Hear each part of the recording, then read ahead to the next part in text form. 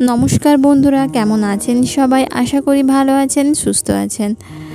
আর আমরাও সবাই ভালো আছি। পূর্ব মেদিনীপুর জেলার ছোট্ট একটা গ্রাম থেকে আমি সোমা ভিলেজ লাইফস্টাইলের আবারও একটা নতুন ব্লগে আপনাদের সবাইকে স্বাগত। তো অন্যদিনের মতো আজও একটা নতুন ব্লগ নিয়ে আপনাদের সামনে হাজির হয়েছি। এই যে সকালে ঘুম থেকে উঠে বাসি ঝাঁটটা দিয়ে দিলাম, ঘরের ভিতরগুলো ঝাঁট দিয়ে এসেছি, আর সামনে এই উঠানটা ঝাঁট দিয়ে দিলাম। তো এই উঠানটা ঝাঁট দিয়ে দিলে আমার মোটামুটি ঝাঁট দেওয়ার কাজ শেষ।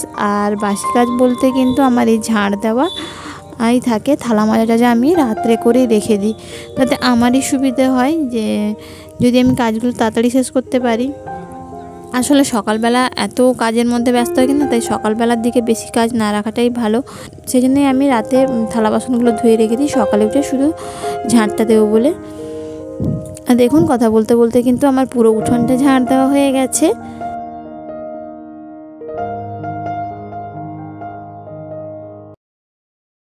পুরো উঠোনটা ঝাঁট দিয়ে তারপর চলে এসেছি। এই যে সকালে রুটি করব, তারপর জলখাবার রেডি করব। কারণ ওই যে বলি, মা বাবা 7টার দিকেই রুটি, 7টা সাড়ে 7টার দিকেই রুটি আর মানে রুটি তরকারি ছানা ওগুলো নিয়ে চলে যায়। মানে সকালে যে জলখাবারটা খাবে কিন্তু ওরা 9টার দিকে। আসলে বাড়িতে কেউ থাকে না, আবার আমাকে যেতে হবে, সেই জন্যই আমি কিন্তু তাড়াতাড়ি করে দিই।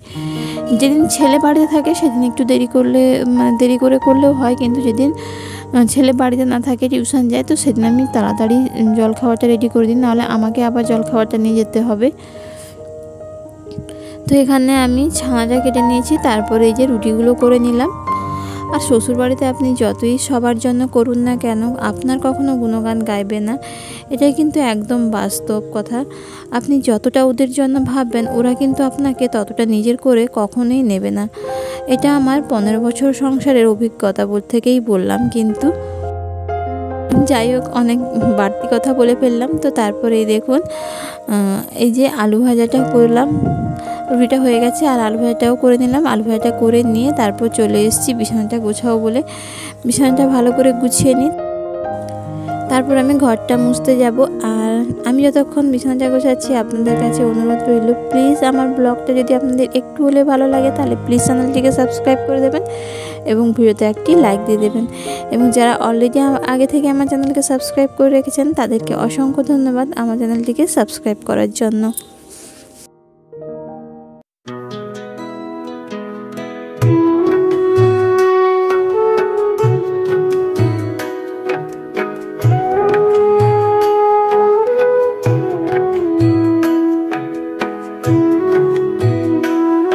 তো বিছানাটা গুছিয়ে নিয়েছি, তারপরে দেখুন কাঁথাগুলোকেও ভালো করে গুছিয়ে নিলাম।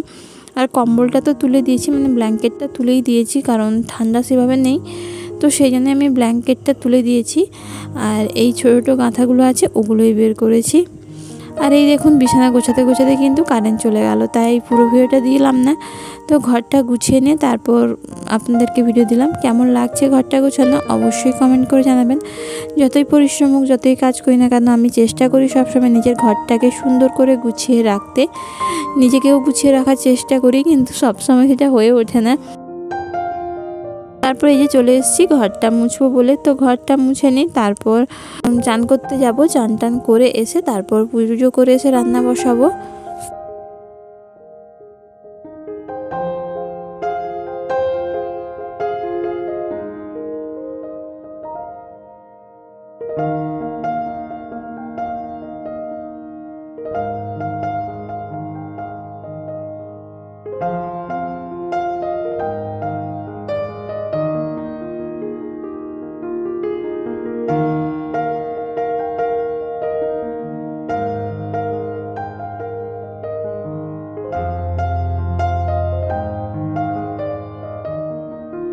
তো ঘরটা মোছা মোটামুটি আমার কমপ্লিট হয়ে গেছে।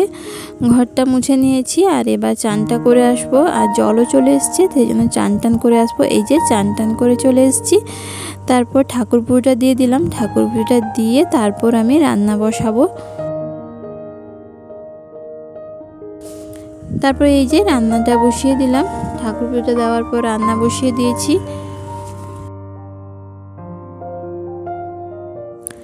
তো উনুনটা ধরিয়ে আগে ভাতটা বসিয়ে দিই, তারপর ভাতটা বসিয়ে দিয়ে আমি কিছু একটা খেয়ে নেব। কিছু একটা বলতে ওই পান্তা না হলে মুড়ি, এটাই খাই বেশিরভাগ সময়।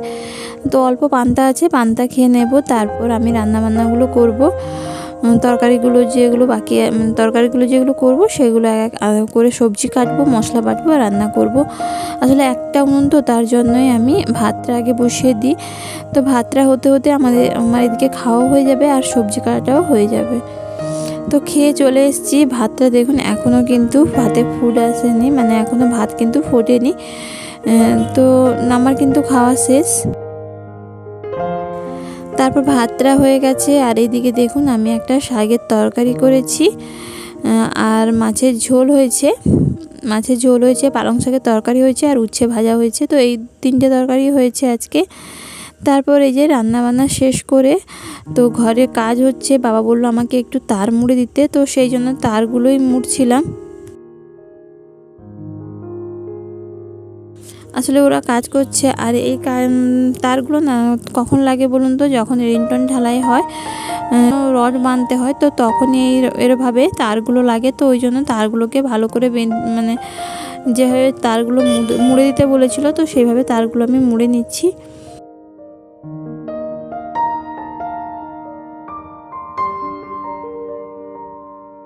তো তারগুলো মুড়ে তারপর বাবাকে দিয়ে এসে তারপর বাকি যে কাজ ছিল, উনুনে নেতা দেওয়া, কড়াই মাজা, মেজে টেজে তারপর খাওয়া দাওয়া করে একটুখানি রেস্ট নিয়ে এখন ঘুম থেকে উঠে পড়েছি। এই যে উঠে আমি চলে এসেছি ঘরটা ঝাড় দেবো বলে। তো ঘরটা ঝাড় দিয়ে এখন বাজে কটা, ওই 4:30 পৌনে 5টার মতো। তো ঝাড়টা দিয়ে তারপর বাকি যে কাজগুলো আছে সেগুলো শেষ করে আমি দোকানে যাব।